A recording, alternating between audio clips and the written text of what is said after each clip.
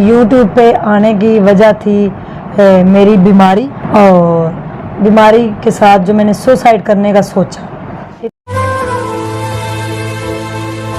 इतनी हिम्मत होने के बावजूद भी, क्योंकि मैं आर्थराइटिस की पेशेंट हूँ, तो आपको पता है इसमें, आप चूँकि एक डॉक्टर भी है माशाल्लाह, तो आपको पता है कि इसमें कितनी पेन होती है। तो पेन मेरे से बर्दाश्त नहीं होती, तो ऐसे मैंने सोचा कि नहीं, मैंने अपनी लाइफ में बड़ी स्ट्रगल की है, बड़ा हार्ड वर्क और टफ टाइम दिया है, इतने हार्डशिप्स, इतने बैरियर्स को मैंने देखा, इतनी हर्डल्स मैंने देखी, तो अब मेरे से ये बीमारी जो है ये बर्दाश्त नहीं हो रही, तो इसलिए मैंने फिर सुसाइड का सोचा। अगर आपकी लाइफ में कोई ट्रेजेडी हो जाए, कोई एक इंसान आपकी लाइफ में सब कुछ नहीं होता, लाइफ चलती रहती, वक्त किसी के लिए नहीं रुकता, लोग किसी के लिए नहीं रुकते, वक्त बदलता रहता है, लोग हमेशा लोग ही रहते हैं। बिस्मिल्लाहिर्रहमानिर्रहीम। अस्सलाम वालेकुम नाज़रीन, मैं हूं राजा नसीर फ़ज़ल और आप देख रहे हैं बड़ा बिज़नेस आइडिया बाय राजा नसीर फ़ज़ल। नाज़रीन, यूट्यूब पे मेरा प्रोग्राम चलता है और आज मैं एक बहुत ही अहम पर्सनैलिटी के साथ बैठा हुआ हूं। हमने इनको मदऊ किया, पाकिस्तान की बेटी, बाहिम्मत खातून, मेहनत, लगन, सच्चाई, वो कहते हैं जितने भी अल्फाज इनके लिए इस्तेमाल किए जाएं वो कम है। और सबसे जो बड़ी बात, मैं जिसके लिए आज इनके पास पहुंचा हूं इंटरव्यू के लिए, कि मैंने बड़ी बड़ी खातून देखी, बड़ी बड़ी हिम्मत और जुर्रत वाली खातून औरतें देखी, हमारी माएँ बहनें बेटियाँ, सब के अंदर सब कुछ था, हिम्मत, जज्बा, जुनून, सब कुछ। लेकिन एक चीज़ मैंने किसी भी औरत के अंदर नहीं देखी कि वो अपने दिल से अपने हस्बैंड और अपने शोहर को इजाज़त दें, क्योंकि औरत सब कुछ बर्दाश्त कर लेती है, भूख भी कहते हैं काट लेती है, औरत अपना तकलीफ़ें भी बर्दाश्त कर लेती है, सब कुछ, मार कुटाई भी बर्दाश्त कर सकती है, लेकिन अपने शोहर को बंटता हुआ देख के अपने शोहर का प्यार किसी के साथ शेयर करना ये गवारा नहीं करती पाकिस्तान के कल्चर की औरतें। तो हमारी बाजी ने इतने बड़ा दिल करके अपने हस्बैंड को दूसरी शादी भी करवाई और बल्कि उनके साथ खुशी से रह भी रही हैं। ये सारे बातें हम स्ट्रॉन्ग उज़मा मेरे साथ मौजूद हैं, हम इनसे गुफ्तगू करते हैं और सारा कुछ जानते हैं। पहले हम इनकी हिम्मत के बारे में बात करेंगे कि आपके अंदर इतनी हिम्मत, जुर्रत कैसे पैदा हुई।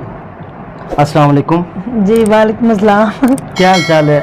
अल्लाह का करम है, आप तो एवं ही इतनी तारीफें किए जा रहे हैं, बात ऐसी कुछ भी नहीं है। देखिए, बात यह है कि तारीफ़ अगर कुछ नज़र आए तो ही की जाती है। जी देखिए, मैंने बड़ी बड़ी हिम्मत खातून देखी हैं जिनके बड़े बड़े दिल हैं, बहुत बड़े बड़े अल्फाज और मेहनतें और सारा कुछ, लेकिन जो आपके मैंने दिल का जज्बा देखा है कि आपने अपने हस्बैंड की अपने हाथों से शादी करवाई, मैं कहता हूँ मैंने आज तक इस तरह का जोश, जज्बा और बड़े दिल वाली खातून अपनी सारी लाइफ में नहीं देखी।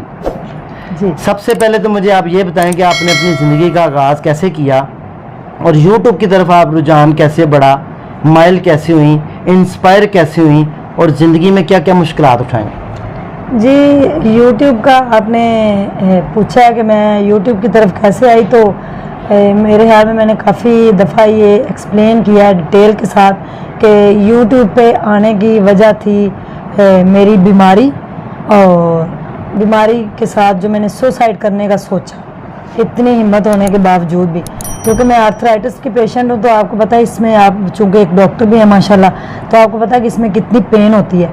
तो पेन मेरे से बर्दाश्त नहीं होती थी, जिसकी वजह से मैंने सोचा कि नहीं, मैंने अपनी लाइफ में बड़ी स्ट्रगल की है, बड़ा हार्ड वर्क और टफ टाइम दिया है, इतने हार्डशिप्स, इतने बैरियर्स को मैंने देखा, इतनी हर्डल्स मैंने देखी, तो अब मेरे से ये बीमारी जो है ये बर्दाश्त नहीं हो रही, तो इसलिए मैंने फिर सुसाइड का सोचा।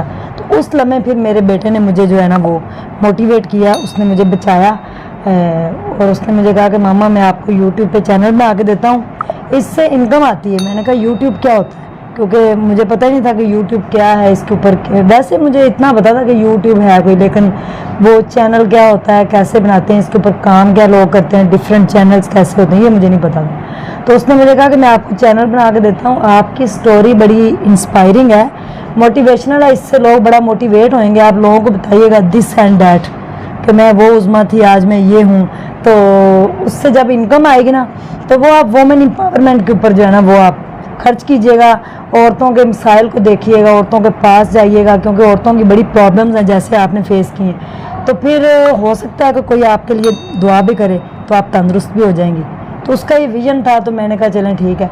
तो यूट्यूब चैनल फिर उसने बना के दिया, तो वो फिर उसके ऊपर हमने काम स्टार्ट कर दिया और वो फिर कैसे बूस्ट हो गया ये हमें भी नहीं पता चला कि हमारी जो स्टोरी थी वो लोगों को इंस्पायर कर गई, मोटिवेट लोग उससे हुए, लोगों ने अपनी लाइफ को चेंज किया कि नहीं अगर आपकी लाइफ में कोई ट्रेजिडी हो जाए, कोई एक इंसान आपकी लाइफ में सब कुछ नहीं होता, लाइफ चलती रहती, वक्त किसी के लिए नहीं रुकता, लोग किसी के लिए नहीं रुकते, वक्त बदलता रहता है, लोग हमेशा लोग ही रहते हैं। तो मैंने फिर ये सीखा सब कुछ, अपनी लाइफ का जो एक्सपीरियंस था वो मैंने लोगों के साथ शेयर किया, उससे लोग मोटिवेट हुए और उससे जो इनकम आई वो फिर मैंने उससे फ़ायदा पहुंचना शुरू हो गया लोगों को। मैंने लोगों के मसाइल को देखना शुरू किया, उनको मोटिवेट किया कि आप बजाय इसके के मांगने के कि आप मेरी मंथली लगा दें, मेरी हेल्प कर दें, मेरे हस्बैंड ने मुझे छोड़ दिया है, मेरे हस्बैंड की डेथ हो गई है खुदा न खास्ता, या आप क्या कहते हैं हिम्मत हार के बैठ जाए, तो हिम्मत नहीं हारें, आपके अंदर जो भी स्किल है उसको आप बाहर निकालें, जो भी टैलेंट है उसको यूटिलाइज करते हुए आप अपनी लाइफ को गुजारें, क्योंकि अल्लाह ने ज़िंदगी ये दी है तो ये अल्लाह की अमानत है, हमने वापस जाना है। 40 50 60 70 साल की ज़िंदगी है, ठीक है। और आपको पता है कि आजकल ज़िंदगी की जो कीमत है वो बहुत कम है और पता भी नहीं चलता अगले लम्हे का, क्योंकि हमारा इन्वायरमेंट, हमारे गुनाह, हमारे झूठ चुगली तूफान, हमारी बेईमानियाँ, हमारे जो हम काम करते हैं उसकी वजह से हमारी ज़िंदगी में बरकत नहीं है, हमारी ऑल नेगेटिविटीज़ जी। और जितनी भी हम नेगेटिविटी सोचते हैं, या किसी के बारे में सनसनी फैलाते हैं, या किसी के बारे में बुरा भला कहते हैं, या गालियाँ निकालते हैं, गाली गलौज, तो उसकी वजह से हमारी ज़िंदगी में बरकत नहीं है। तो इसलिए जो छोटी सी आपकी ज़िंदगी, इसमें कुछ इतना बड़ा कर जाए कि आपको सदियों तक फिर याद रखा जाए। बिल्कुल सही। उज़मा, आप हमें ये बताएं कि आपकी मैंने सुनी हुई है कि दुख भरी कहानी है ज़िंदगी की, आपको ज़िंदगी में बहुत सारी मुश्किलात का सामना करना पड़ा। जब आप अनमैरिड थी तब आपकी ज़िंदगी कैसी थी, तब आप कैसे ज़िंदगी में गुजारा करती थी? बीमारियाँ, प्रॉब्लम्स तो ज़िंदगी में हर इंसान के साथ होती हैं, मैनेज करते हैं सब लोग, जितने भी तमाम कामयाब लोग हैं वो मैनेज करते हैं। ये नहीं कि कोई बीमारियों के बगैर, परेशानियों के बगैर, प्रॉब्लम्स के बगैर दुनिया में आया है जी। आपकी जो स्टार्टिंग वाली लाइफ है, जिसको हम कहते हैं टीन एज के बाद वाली लाइफ, उसमें सुना है कि बहुत सारी मुश्किलात और दिक्कत, जो आप अब खुद मुंह से इतराफ़ कर रही हैं कि मैंने खुदकुशी भी करने तक चली गई नौबत, ये सारी बात के पीछे क्या मामला था? यहाँ तक नौबत क्यों पहुँची, कैसे पहुँची, इसकी वजूहात क्या हैं? जो मेरी टीन एज के बाद की लाइफ है ना, टीन एज में तो मुझे नहीं पता चला कि कैसे वो लाइफ गुजर गई, लेकिन टीन एज के बाद जो ज़िंदगी के 20 साल है ना, वो मेरे हाथ से रेत की तरह फिसल गए। मुझे पता ही नहीं चला। मेरी शादी जब हुई है तो शादी 2005 में हुई, 2005 से लेकर ये 2022 जा रहा है, मुझे नहीं पता चला दिन कब हुआ है, रात कब आई है, गर्मी कब आई है, सर्दी कब आई है, ईद कब थी, शब बरात का, मुझे किसी बात का कुछ पता नहीं चला।